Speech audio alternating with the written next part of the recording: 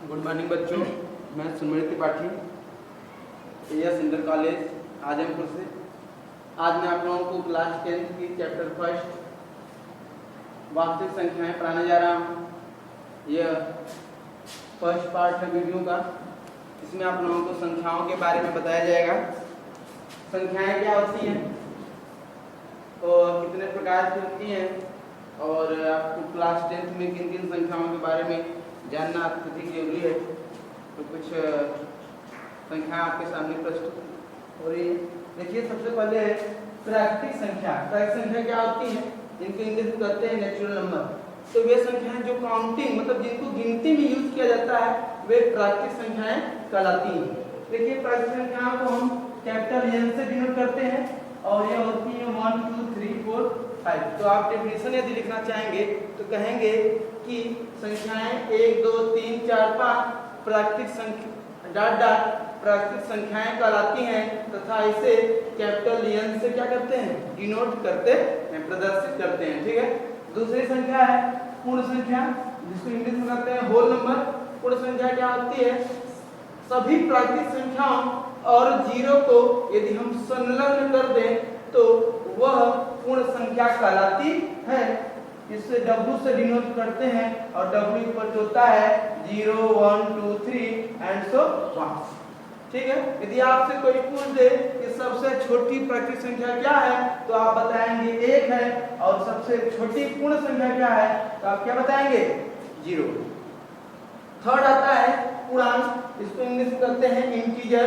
पूर्णांक क्या होते हैं? सभी धनात्मक पूर्ण संख्याएं। क्या? ध्यान दीजिएगा यहाँ पे, सभी क्या? धनात्मक पूर्णांक। सभी धनात्मक पूर्णांक कौन कौन से होते हैं? देखिए, इसको हम पूर्णांक को z से डिनोट करते हैं और धनात्मक की बात जब करता है तो z प्लस की आ जाते हैं आप लेकर। ठीक, z प्लस इक्वल टू होता है 1 2 3 डॉट डॉट। ये सभी धनात्मक पूर्ण संख्याएं हैं। इसको हम इक्वल टू n भी कर सकते हैं क्योंकि नेचुरल नंबर में मतलब प्राकृतिक संख्या में आप पढ़े थे कि अभी 1 2 3 4 होता है। तो सभी धनात्मक पूर्णांक संख्याएं z plus equal to 1 2 3 dot dot, इससे हम n भी कर सकते हैं। फिर दूसरा आता है कि ऋणात्मक पूर्णांक। ऋणात्मक पूर्णांक संख्याएं, ये ऋणात्मक पूर्णांक संख्याएं क्या होती हैं? इसको हम z माइनस से प्रदर्शित करते हैं। यह -1 -2 -3 डॉट डॉट। ठीक, तो कह रहा है पूर्णांक की यदि डिफिनेशन आपसे पूछे तो आप कहेंगे सभी धन पूर्ण संख्याएं, ऋण पूर्ण संख्याएं तथा जीरो को यदि हम संलग्न कर दें तो जो संख्या प्राप्त होती है उससे हम पूर्णांक कहते हैं, जिसे हम z या i से प्रदर्शित करते हैं। z से क्यों प्रदर्शित करता है या i भी कर रहा है? क्योंकि पहली संख्या n थी, नेचुरल नंबर तो n से डिनोट कर रहे थे, होल नंबर था तो w से डिनोट कर रहे थे, इसलिए इंटीजर है तो i से भी डिनोट किया जा सकता है। तो कह रहा है कि पूर्णांक जो होते हैं सभी धनात्मक पूर्ण संख्याएं, ऋणात्मक पूर्ण संख्याएं और जीरो को संलग्न करने पर प्राप्त होता है। चौथी आती है परिमेय संख्याएं। क्या होती हैं? तो कह रहा है कि वे संख्याएं जिसको p/q के रूप में लिख सकते हैं तथा pq belong to integer. z को हम कहते हैं इंटीजर मतलब पूर्णांक। तो pq क्या होना चाहिए? पूर्णांक होने चाहिए और q नॉट इक्वल टू 0 होना चाहिए। q नॉट इक्वल टू 0 क्यों होना चाहिए? क्योंकि यदि q 0 हो जाए तो यह जो परिमेय संख्या होगी वो अपरिभाषित होगी। क्या होगी बच्चों? अपरिभाषित, जिसको परिभाषित नहीं किया जा सकता है। जैसे 1/0 हो जाए या 0/0 हो जाए, यह क्या कहलाते हैं? अपरिभाषित संख्याएं कहलाती हैं। आगे ध्यान दीजिएगा, कह रहा है कि pq पूर्णांक होने चाहिए। मतलब pq पूर्णांक होने की कंडीशन क्या है कि p 1/2 एक भी पूर्णांक है, 2 भी पूर्णांक है, 0/1 0 भी पूर्णांक है, 1 भी क्या पूर्णांक है, -3/2 -3 भी पूर्णांक है, 2 भी पूर्णांक है। सबसे कंडीशन यही है मेन कंडीशन कि q नॉट इक्वल टू 0 हो और pq क्या होना चाहिए बच्चों? पूर्णांक होने चाहिए। थर्ड आते हैं 6 नंबर आते हैं भाज्य संख्याएं। भाज्य संख्याएं क्या होती है? आप लोग बहुत पहले कक्षा में, पिछली कक्षा में पढ़ चुके होंगे। भाज्य संख्याएं इसको इंग्लिश में कहते हैं कंपोजिट नंबर। कह रहा है किसी संख्या जिसका 2 से अधिक गुणनखंड हो, जो 2 से अधिक गुणनखंड हो, वह क्या कहलाती है? भाज्य संख्याएं कहलाती हैं। जैसे हम एक एग्जांपल ले लेते हैं, 4 ले लेते हैं। 4 क्या है? 4 का गुणनखंड यदि हम करेंगे तो यह 1 से भी कटेगा, 2 से भी कटेगा, 4 से भी कटेगा। 4 एकम 4, 2 दूनी 4, 1 चौको 4। 8 भी उसी तरह ही है। 6 भी कर सकते हैं। 6 क्या है? 1 से भी कटेगा, 2 से भी कटेगा, 3 से भी कटेगा और 6 से भी कटेगा। इस तरह जो संख्याएं हैं जिसके 2 से अधिक गुणनखंड हो उन्हें क्या कहते हैं? भाज्य संख्याएं कहते हैं। और यदि आपसे कोई पूछ दे कि सबसे छोटी भाज्य संख्या क्या होती है तो आप बताएंगे। कई बार कंपटीशन एग्जाम में पूछा जाता है कि सबसे छोटी भाज्य संख्याएं क्या होती हैं। कुछ लोग गलत करके आ जाते हैं, 2 बता देते हैं, लेकिन जो सबसे छोटी भाज्य संख्या है क्या है बच्चों? 4 होती है। क्या होती है बच्चों? 4 होती है। अब अगला आता है अभाज्य संख्याएं। क्या आता है? अभाज्य संख्याएं, जिसको हम इंग्लिश में कहते हैं प्राइम नंबर। और अभाज्य संख्याएं होती क्या है? कह रहा है वे संख्याएं जो केवल किससे कटे?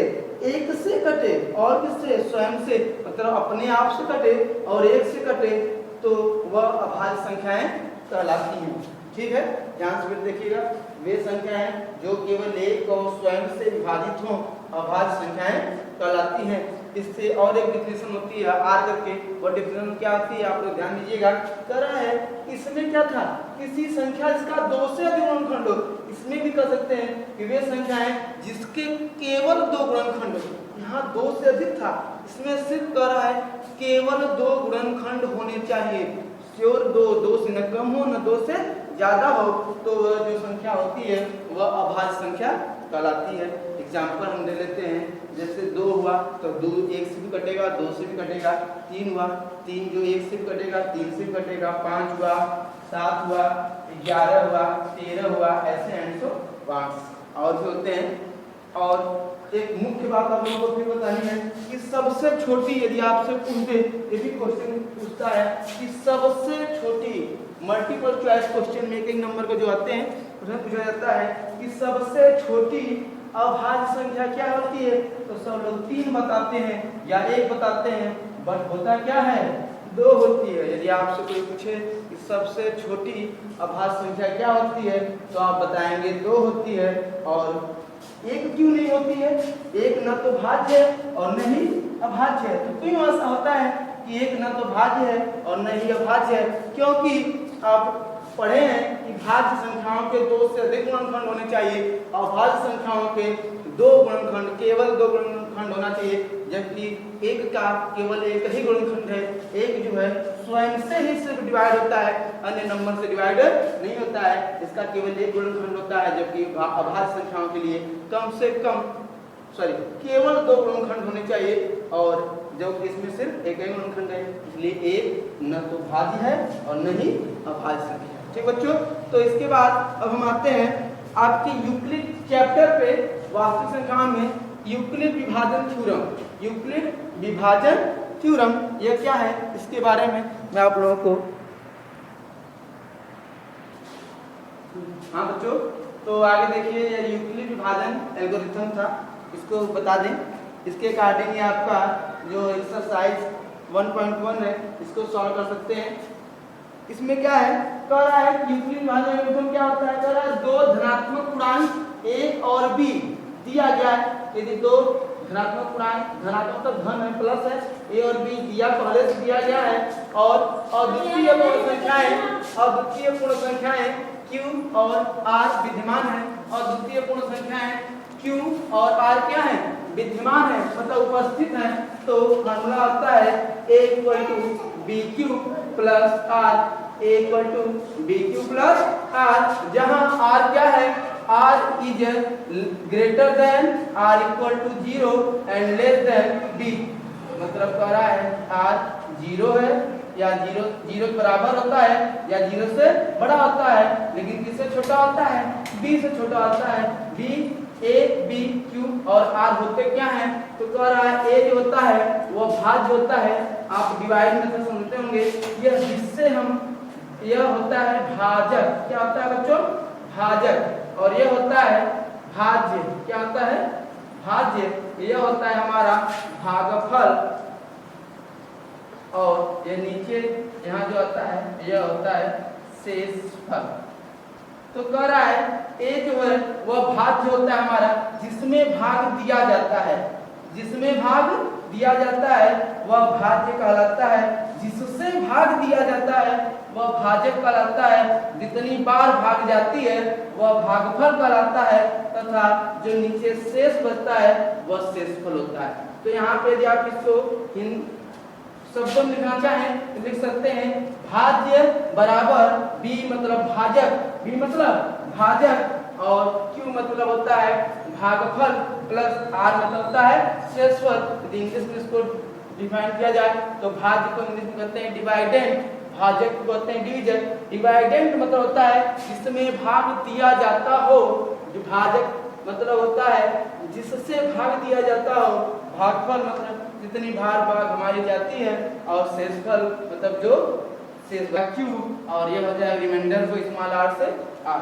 तो हो गया A equal to B Q plus R, और यही फॉर्मूला यहाँ पे आपको शो किया गया है। आप ये हमेशा ध्यान दीजिएगा कि लिखा गया था R is greater or equal to 0 and smaller than B, मतलब आर जो है यदि हम भाग देते हैं तो जो हमारा आर बचता है यह शेषफल। यहाँ भी देखिए जैसे हमने 4 से 13 में भाग दिया तो 4 तिहाई 12, तो 3 बार गया, यहाँ आ गया 12, एक क्या हुआ शेष बच गया।